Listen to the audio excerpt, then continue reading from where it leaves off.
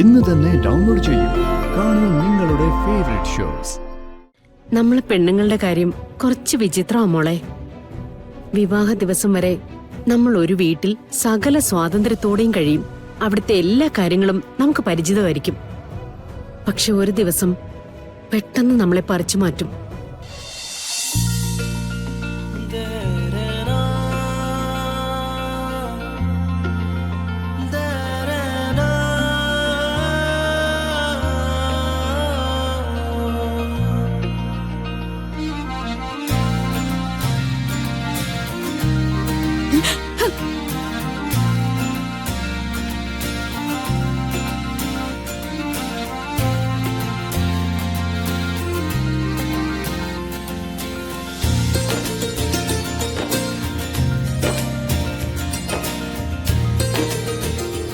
അയ്യോ ഗാദമാടം, നവീൻ സാറ് ഗാദമാടത്തിന്റെ കൈ കടിച്ചോ? അയ്യോ ചെയ്തെങ്കിൽ പറഞ്ഞോന്നേ. ഇതൊക്കെ ഇപ്പോഴ് സ്ത്രീപീഡനത്തിന്റെ പരിധിപ്പെടുന്ന കാര്യങ്ങളാ. ഈ പെൺകുട്ടികളുടെ കൈ കടിക്കാനൊന്നും ആണുങ്ങൾക്ക് അവകാശമില്ലെന്നേ. പരാതി ഇപ്പൊ എഴുതി തരാമെങ്കില് നമുക്ക് ഒരുമിച്ച് പോലീസ് സ്റ്റേഷനിൽ പോവാന്നേ. ആ അയ്യോ ഒന്ന് മിണ്ടാതിരിക്കോ മാണിക്കുഞ്ഞെ. എനിക്കിതേ മമ്മിയെ പിരിഞ്ഞിരിക്കുന്ന ദുഃഖം മാറി ഈ മുഖത്തൊരു സന്തോഷം കണ്ടാൽ മാത്രം മതിയായിരുന്നു. ഇനി കഴിച്ചോന്നേ. എടോ മാണിക്കുഞ്ഞെ, ഓ താൻ മുഴുവൻ സമയവും ഇവരെ കൂടെ തന്നെ ഉണ്ടാവണം. അതൊരു ആനന്ദം. ആ എല്ലാ ഉപഗ്രഹങ്ങളും അങ്ങനെയാണല്ലോ. തല്ലി ഓടിച്ചാലും പോവില്ല. എന്റെ പൊന്നമ്മായി, നവീൻ സാറിന്റെ ഉപഗ്രഹമാണെന്ന് പറയുന്നത് തന്നെ എന്നെ സംബന്ധിച്ച് വലിയ പദവിയാണ്. ആ അതെയോ? ഞാൻ സാറിന് ചുറ്റും ഇങ്ങനെ വട്ടം ചുറ്റും ഇവിടെ കിടന്ന് കറങ്ങും, പിന്നെ അവിടെ ഇവിടെയൊക്കെ തലയിടുകയൊക്കെ ചെയ്യുന്നേ. ഓ ആ അമ്മായി, അത് കഴിക്ക്. നല്ല ഫുഡാ, കഴിച്ചോ.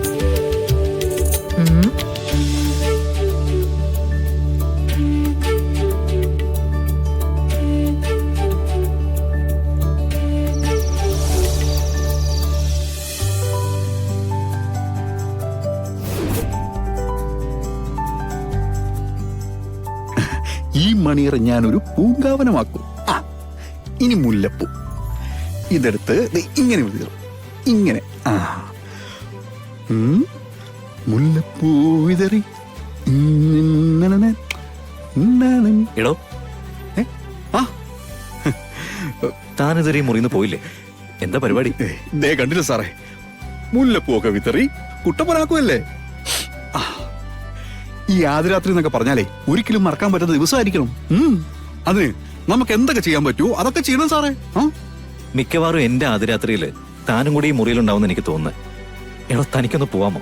എന്റെ സാറേ, സത്യത്തില് സാറിന് തോന്നേണ്ടത് എന്താണെന്നറിയോ? ഒരു വാശിയാ.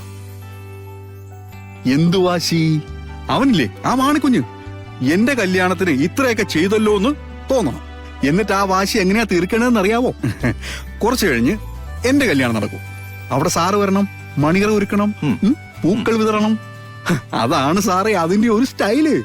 ആ ചുളുവില് തന്റെ കല്യാണ ജോലിക്ക് ഒരാളെ ഏർപ്പാടാക്കണം, അതല്ലേ തന്റെ ഉദ്ദേശം? എന്റെ പൊന്നു സാറേ, അതൊന്നും അല്ലെന്നേ.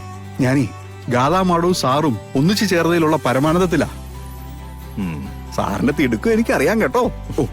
ഞാൻ അതിനൊന്നും ശല്യമായിട്ട് നിൽക്കാൻ ഉദ്ദേശിക്കുന്നില്ല. പക്ഷെ സാർ, ഒരു കാര്യമുണ്ട്. ഇപ്പോ കമ്പനിക്കാര്യങ്ങളൊക്കെ കുറച്ച് പുറകോട്ടാ. ഇന്നത്തെ ദിവസം കഴിഞ്ഞാലെങ്കിലും സാർ ആ കാര്യങ്ങളൊക്കെ ഒന്ന് ശ്രദ്ധിച്ചേ പറ്റൂ. എടോ ബെഡിൽ പൂക്കളൊക്കെ വിതറി കഴിഞ്ഞെങ്കിൽ ഒരു ഉഗ്രൻ ഗുഡ് നൈറ്റ് സാറ് പറഞ്ഞിട്ട് അങ്ങ് പോയാ പോരെ. എടോ, ബിസിനസിന്റെ കാര്യം വീട്ടിൽ സംസാരിക്കരുതെന്ന് തനിക്ക് ഞാൻ വാണി തന്നല്ലേ. ഇപ്പൊ താന്റെ ബെഡ്റൂം വരെ എത്തിച്ചു. ഇത് എന്തൊരു കഷ്ടമാണോ? എന്നാ പിന്നെ സാർ എന്താന്ന് വെച്ചാ ചെയ്യ്. Have A very very good night sir. ബാക്കി കാര്യങ്ങളൊക്കെ നാളെ ചോദിച്ചോളാം. എന്ത് ചോദിക്കാൻ? ഫസ്റ്റ് നൈറ്റിന്റെ കാര്യങ്ങളോ? അയ്യേ പോ സാറേ. അതൊക്കെ ആരെങ്കിലും ചോദിക്കൂ? പിന്നെ മറ്റു കാര്യങ്ങളെന്ന് പറഞ്ഞതേ ഓഫീസിലെ കാര്യങ്ങളാ. അതാ സാറ് വരണ്ട, ഞാൻ ചെയ്തോളാം. അപ്പൊ ഓക്കെ സാറേ. മണവാളൻ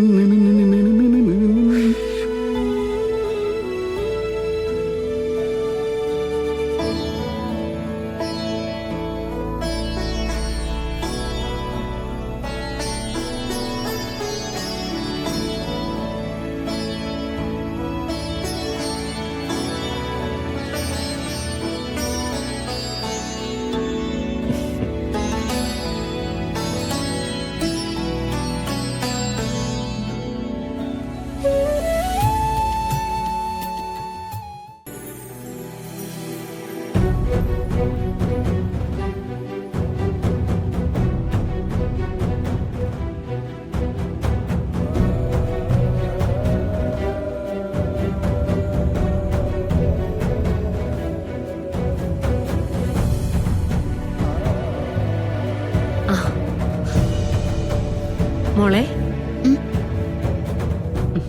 ഈ പാലും കൊണ്ട് ബെഡ്റൂമിലേക്ക് പോയിക്കോ. എന്തു പറ്റി? ഭക്ഷണം കഴിച്ചുകൊണ്ടിരുന്നപ്പോ മോള് ഓക്കെ ആയിരുന്നല്ലോ, പിന്നെ വിളിച്ചോ മമ്മിയെ? ഇല്ല. നമ്മള് പെണ്ണുങ്ങളുടെ കാര്യം കുറച്ച് വിചിത്രമാ മോളെ. വിവാഹ ദിവസം വരെ നമ്മൾ ഒരു വീട്ടിൽ സകല സ്വാതന്ത്ര്യത്തോടെയും കഴിയും. അവിടുത്തെ എല്ലാ കാര്യങ്ങളും നമുക്ക് പരിചിതമായിരിക്കും. പക്ഷെ ഒരു ദിവസം പെട്ടെന്ന് നമ്മളെ പറിച്ചു മാറ്റും. നമുക്ക് കൃത്യമായി അറിയാത്ത ഒരു സ്ഥലത്ത് പോയി നിൽക്കണം. അവിടെയുള്ള ആളുകളുമായിട്ട് പൊരുത്തപ്പെടണം. കാലങ്ങളായിട്ടുള്ള ആചാരം അങ്ങനെയാ.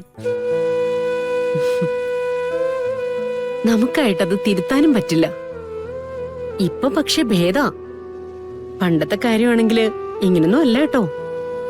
ഒരു പെണ്ണൊരു വീട്ടിൽ വന്ന് കേറിയാലേ നേരെ ചൊവ്വയൊന്നും മിണ്ടാൻ പോലും എത്ര ദിവസം എടുക്കുമെന്നറിയോ?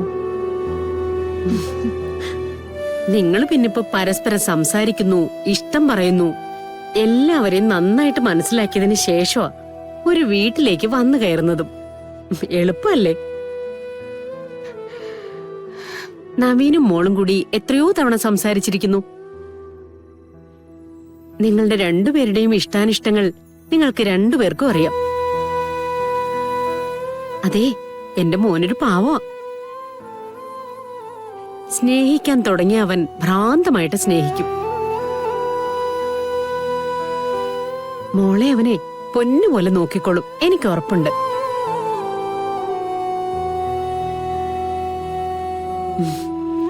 ദാ ഇത് പിടിക്കേ. പിടിക്ക്.